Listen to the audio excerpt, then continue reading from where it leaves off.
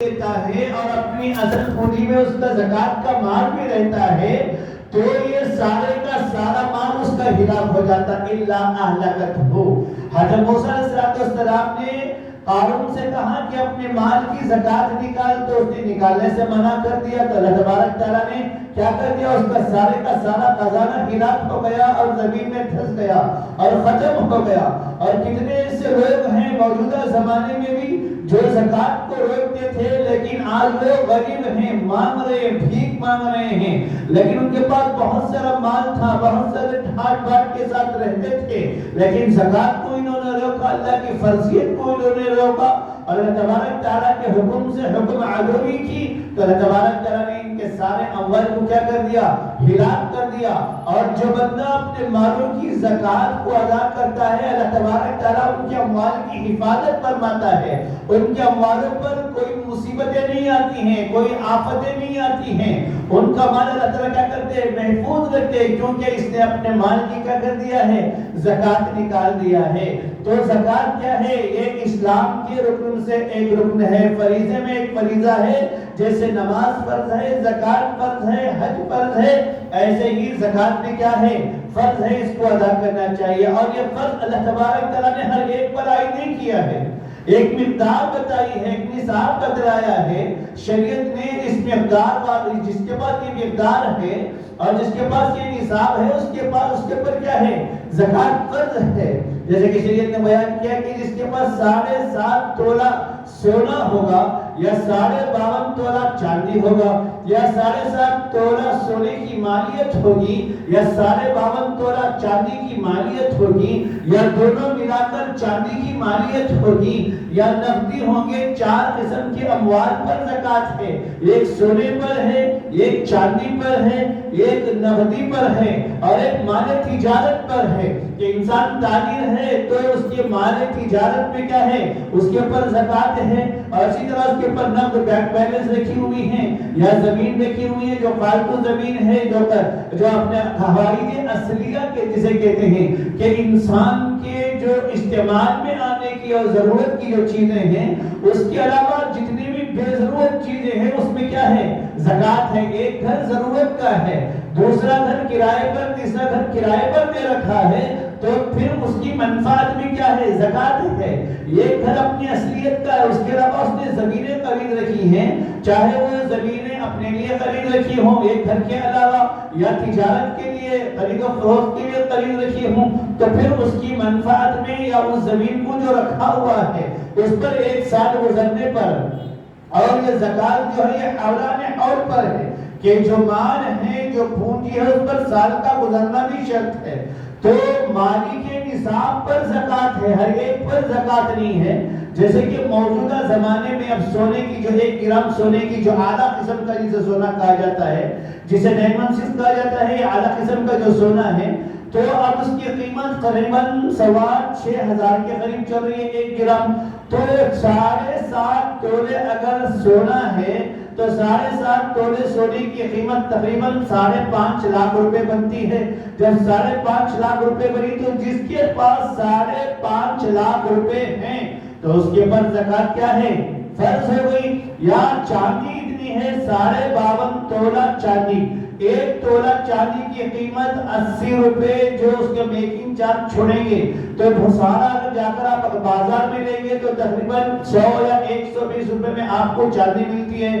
تو تقریباً 50 یا 55 ہزار 70,000 روپے 70,000 روپے کی مالیت جس کے پاس ہے. تو علماء نے یہ لکھا ہے کہ اگر سونے کی قیمت جو سونا ہے آپ کے پاس 7.5 تولہ سونا نہیں ہے تو یہاں پر یہ ہیلا نہیں بنانا ہے 7.5 تولہ سونا میرے پاس ہوگا تو میرے اوپر زکات فرض ہوگی, ایسا نہیں ہے. بلکہ علماء نے یہ بھی مسئلہ بیان کیا ہے, کسی کے پاس 7.5 تولہ سونا نہیں ہے تو اسے کیا کیا جائے گا, جتنی مالیت ہے, مطلب اگر چاندی کے نصاب کو بھی اگر آ رہا ہے, چونکہ چاندی کا نصاب کم ہے اور سونے کا نصاب جو ہے وہ زیادہ ہے, چاندی کے نصاب کے حساب سے 70,000 کی مالیت میں یہ اگر کیا ہو رہا ہے, اس کے اوپر زکات فرض ہو رہی ہے. اور سونے کے حساب سے 55 یعنی 5.5 لاکھ کی مالیت میں زکات فرض ہو رہی ہے. تو علماء نے لکھا کہ زکات میں جو اقل مقدار ہے، یعنی چاندی کی مقدار بھی اگر ایک بندے کے پاس ہے،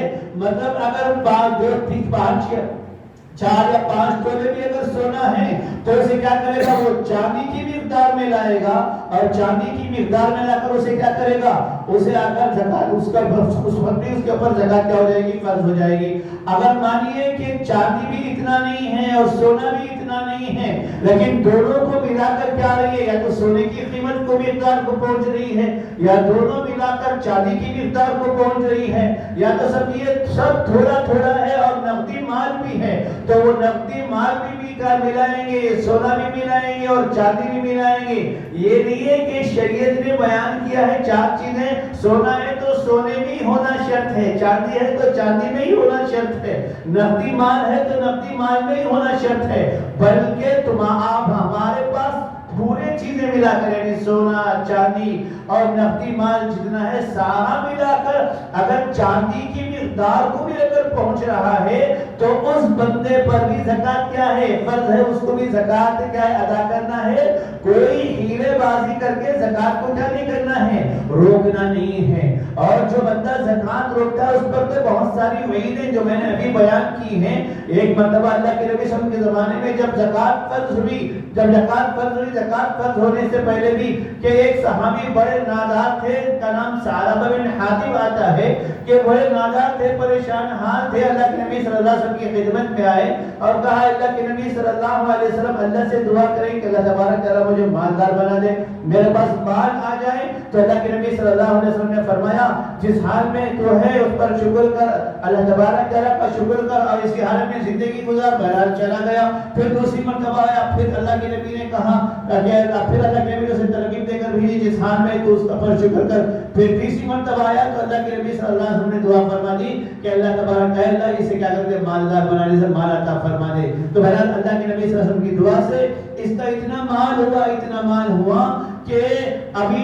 جب مال زیادہ ہوا تو پھر نمازوں کی یہاں پر پابندی تھی، نمازوں کی پابندی کرتا تھا، لیکن جب مال زیادہ ہونے لگا تو 5 نمازیں اللہ کے نبی کے پیچھے پڑھتا تھا، اب 1 نماز چھوٹنے لگی، اب 2 نماز چھوٹنے لگی۔ اب جب مال بکریاں زیادہ ہو گئی تو شہر سے باہر چلا گیا، کبھی کبھی 1 نماز کو آ جایا کرتا تھا، اور زیادہ مال ہو گیا اور فنائی شہر سے اور آگے چلا گیا، پھر نماز کو آنا تک کیا کر دیا، اس نے چھوڑ دیا۔ اسی دوران کیا ہوا، اللہ تبارک تعالیٰ کا حکم جو ہے وہ آ کر زکات کا نازل ہوا، تو اللہ کے نبی صلی اللہ علیہ وسلم نے وہ لوگ جن کے پاس مال ہے، جو مالی کے نصاب ہیں، ان کی نشاندہی کر کر صحابہ کو ان کے پاس اللہ کے نبی روانہ کیا، جاؤ یہ صحابہ ہیں، ان کے پاس جا کر کیا کرو، مال حاصل کرو کہ تمہارے اپنے اموال میں سے جو ہے وہ 40واں حصہ ادا کرو۔ 40واں حصہ یعنی 40 روپے میں سے 1 روپیہ، 40,000 روپے میں سے 1,000 روپیہ، یعنی 40واں حصہ یا کر زکات دینا ہے۔ تو بہرحال ثعلبہ بن حاتب کے پاس وہ صحابہ گئے جسے اللہ کے نبی صلی اللہ علیہ وسلم نے زکات کے اصول کے لیے روانہ فرمایا تھا، تو انہوں نے کہا کہ اللہ کے نبی نے کہا ہے کہ اپنے اموال کی کیا کرو، زکات ادا کرو، اپنے جو مویشی ہیں اس کی زکات ادا کرو۔ تو اس نے منع کر دیا کہ میں زکات ادا نہیں کروں گا، میں کوئی زکات نہیں دوں گا۔ بہرحال وہ چلے گئے، جب اسے احساس ہوا کہ میں نے یہ کام غلط کیا ہے تو اللہ کے نبی صلی اللہ علیہ وسلم کی خدمت میں آیا۔ جب خدمت میں آیا اس وقت جب کہ یہ آیتیں نازل والذین یکنزون الذھب، یہ آیتیں نازل ہوئی والذین یکنزون الذھب، جب اس نے یہ آیتیں سنی ثعلبہ بن حاتب نے، تو پھر وہ اپنے اموال کی زکات لے کر اللہ کے نبی صلی اللہ علیہ وسلم کی خدمت میں آیا۔ جب وہ آئے تو اللہ کے نبی صلی اللہ علیہ وسلم نے ان کی زکات لینے سے منع کر دیا کہ پہلے ہم نے کہا تھا زکات ادا کرنے کے لیے، اب لے کر آئے ہو، جب ہم تیری زکات کیا نہیں کریں گے، قبول نہیں کریں گے۔ تو وہ بار بار اللہ کے نبی جب تک تھے آتا رہا، اللہ کے نبی اس کی زکات کو منع کرتے رہے، یہاں تک کہ اللہ کے نبی صلی اللہ علیہ وسلم کا وصال ہو گیا۔ حضرت ابوبکر صدیق کا دور آیا، ان کے دور میں یہ اپنے اموال کی زکات کا مال لے کر آئے اور اللہ کے حضرت ابوبکر کی خدمت میں پیش کیا، تو حضرت ابوبکر نے کہا تیرے مال کو اللہ کے نبی نے قبول نہیں کیا تو میں کیسے قبول کروں گا، تو وہ بھی دفع کرتے رہے، یہاں تک کہ حضرت ابوبکر صدیق رضی اللہ تعالیٰ عنہ کا وصال ہو گیا۔ حضرت فاروق اعظم کا دور آیا، ایک بڑا دور چلا ہے، تو آپ کے دور میں اپنے اموال کی زکات لا کر فاروق اعظم کو پیش کرتا تھا، تو وہ بھی یہی کہتے تھے جب اللہ کے نبی نے قبول نہیں کیا، صدیق اکبر نے قبول نہیں کیا، تو میں تیرے مال کی زکات کیسے قبول کروں گا؟ جب میری زکات کی جو مال کی ہے زکات قبول نہیں ہے۔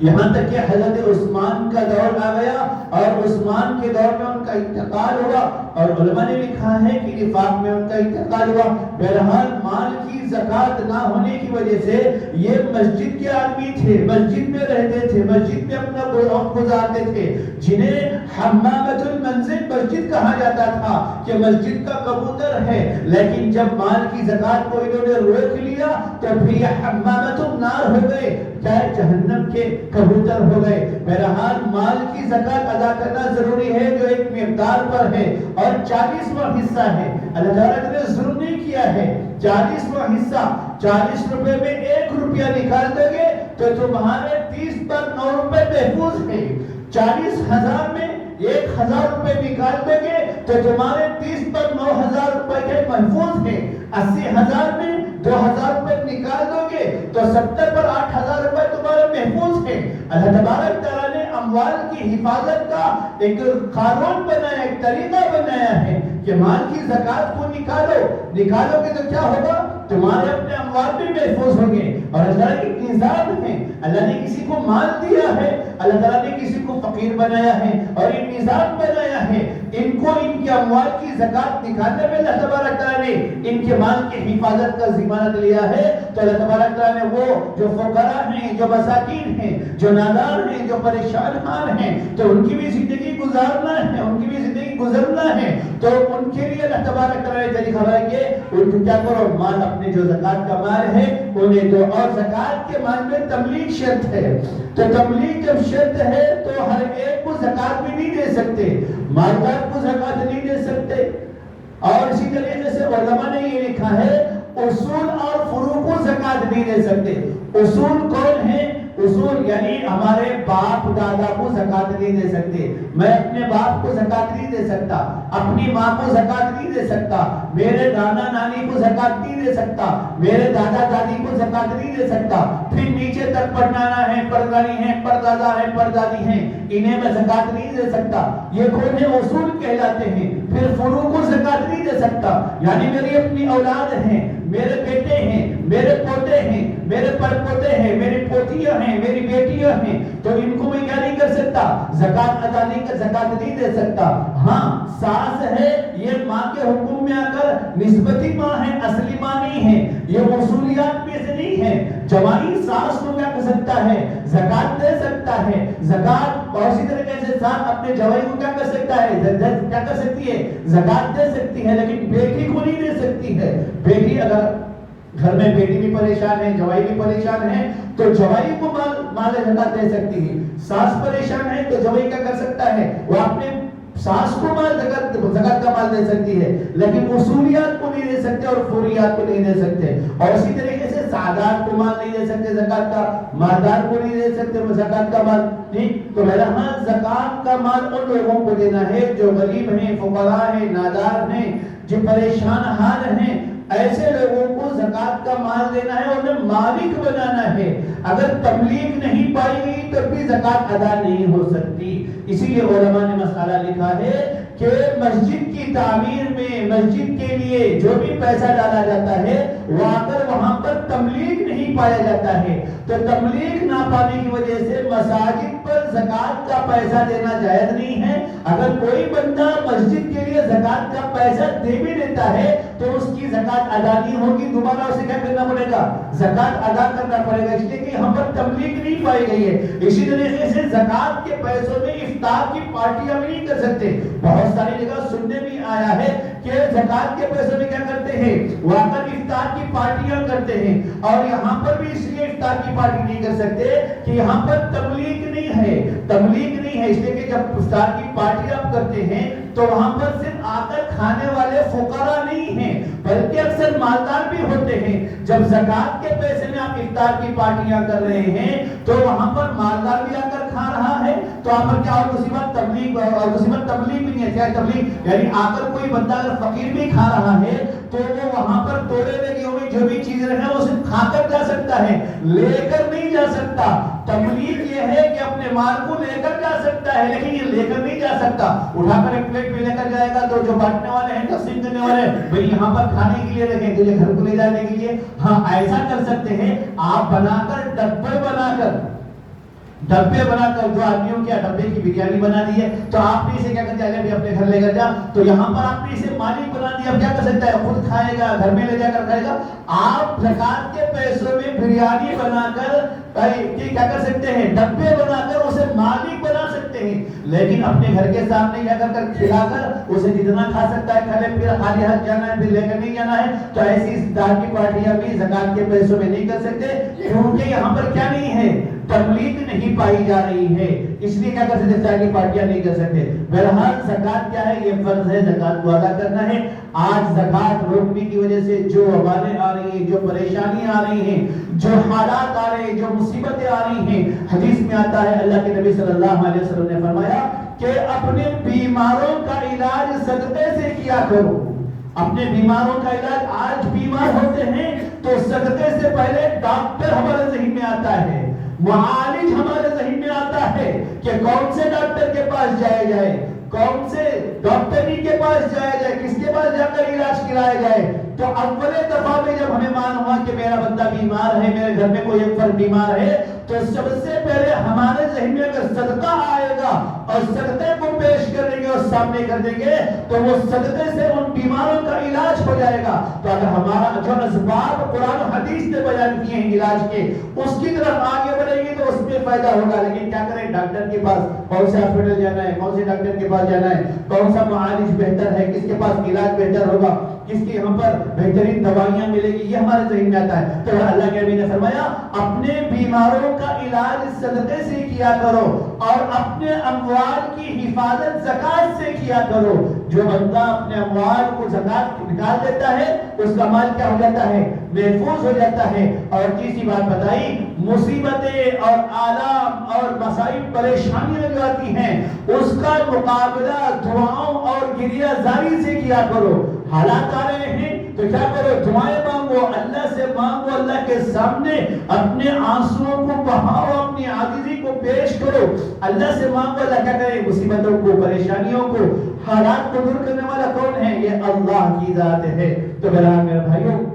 زکات جو ہے وہ عقل فرض ہے۔ عورتوں کے پاس جو زیورات ہیں وہ زیورات پر بھی عورتیں اکثر زکات مال کا ادا نہیں کرتی ہیں، اکثر عورتیں مال کا زکات ادا نہیں کرتی ہیں۔ جتنا ان کے پاس مال ہے، یہ نہ سوچیں کہ میرے پاس 7.5 تولے سونا نہیں ہے، یہ نہ سوچیں اگر آپ کے 7.5 تولہ نہیں ہے، 3 تولے ہی کیوں نہ ہو، اگر وہ چاندی کی مقدار کو، اگر وہ نصاب کو پہنچ رہا ہے تو آپ کو بھی کیا کرنا ہے، زکات ادا کرنا ہے۔ ورنہ یہ قیامت کے دن اللہ تبارک تعالیٰ اگر زکات ادا نہیں کریں گے، اللہ کے نبی صلی اللہ علیہ وسلم اپنے حجرے میں آئے، دیکھا کہ اما عائشہ صدیقہ رضی اللہ تعالیٰ عنہا سونے کی انگوٹھی پہنی ہوئی، اللہ کے نبی نے کہ عائشہ یہ کیا ہے، کہا کہ فلاں انصاری نے، تو اللہ کے نبی نے کہا کہ اس کا زکات ادا کیوں نے، اس کی زکات ادا کی، حالانکہ کتنی ہوتی ہے انگوٹھی، انگوٹھی زیادہ 2 یا 3 گرام یا 5 گرام، چلو 10 گرام کی بھی ہوگی، 1 تولے کی ہوگی، تو اللہ کہا کہ مقدار نصاب نہیں پایا گیا ہے۔ پھر بھی اللہ کے نبی صلی اللہ علیہ وسلم نے کیا کہا کہ اس انگوٹھی کی، اس سونے کی تم نے زکات ادا کی، زکات ادا کی۔ تو اللہ کے نبی نے اتنا تو کوئی ضروری ہے، تو نصاب اپنی جگہ ہے، اپنی جگہ ہے۔ اگر اقل مقدار جو چاندی کی ہے، اقل مقدار جو میں نے کہا کہ موجودہ زمانے 70 یا 70 پر 5000 کے اندر جس کی مالیت پڑتی ہے، جی جس کے پاس بھی اتنی پونجی ہے اور اس کے پر سال گزر چکا ہے تو اس کے پر کیا ہے، زکات فرض ہو گئی ہے۔ زمین ہے 1.5 لاکھ کی، 2 لاکھ کی زمین ہے، اب 1 سال ہو گیا، اس کی زمین کی زکات ادا کرو۔ کرائے کا گھر ہے، اس کی منفعت حاصل ہوئی ہے تو منفعت پر کیا کرو، زکات حاصل کرو، زکات ادا کرو۔ تو پھر کیا کریں، فقراء کے لیے اللہ تبارک تعالیٰ نے ایک نظام بنایا ہے، اموال کی جو غنی ہیں ان کی حفاظت کی، اور فقراء کی کیا ہے، اللہ تبارک تعالیٰ نے ان کی دیکھ بھالی کی اور ان کی حاجت کو پوری کرنے کے نظام بنایا ہے۔ تو اس نظام خداوندی میں اگر کیا کریں گے، ہم زکات کو روک لیں گے، نظام خداوندی سے روگردانی کریں گے، تو اللہ کیا کرے گی؟ اللہ تعالیٰ شیخ صدیقہ کی روایت میں نے بیان کیا کہ جو اموال کا زکات کا مال ہمارے اموال میں روک لیا جاتا ہے تو پھر وہ سارے کا سارا مال کیا ہو جاتا ہے؟ ہلاک ہو جاتا ہے. اللہ سے دعا کرے اللہ ہم سب کو اپنے اموال کا حساب لگانے اور اس کی زکات لگانے کی توفیق نصیب فرمائے. بہرحال میرے بھائیوں اور دوستوں، رمضان کا مہینہ چل رہا ہے. پچھلے جمعہ میں ہم نے کہا تھا کہ رمضان کا مہینہ ہے جہاں پر اپنے اخراجات بھی بڑھتے ہیں، گھروں کے اخراجات بھی بڑھتے ہیں. تو ایسے ہی مسجد بھی ہمارا ایک گھر ہے. مسجد کیا ہے؟ یہ ہمارا ایک گھر ہے. تو مسجد کے لیے جو مسجد کی ضروریات جو ہے وہ بھی جو رمضان میں کیا ہے بڑھ جاتی ہیں. اسی لیے آپ حضرات سے درخواست ہے کہ کوشش کریں، دھوپ کی شدت ہے، مسجد الحمدللہ 5 وقت نماز میں تو آپ یہاں پر آ ہی جاتے ہیں، تو یہیں پر ذمہ دار گھر کہاں پر، گھروں کے پاس کہاں پر آئے؟ شدت کی گرمی کی وجہ سے پریشانی ہوتی ہے. تو بہرحال یہیں پر جہاں تک ہو سکے ادا کرنے کی اپنے اپنے جو ذمہ، جو مسجد کی جو ذمہ داری سمجھ کر زیادہ سے زیادہ کیا کریں، مسجد کا لیے تعاون کرنے کی توفیق نصیب فرمائیں.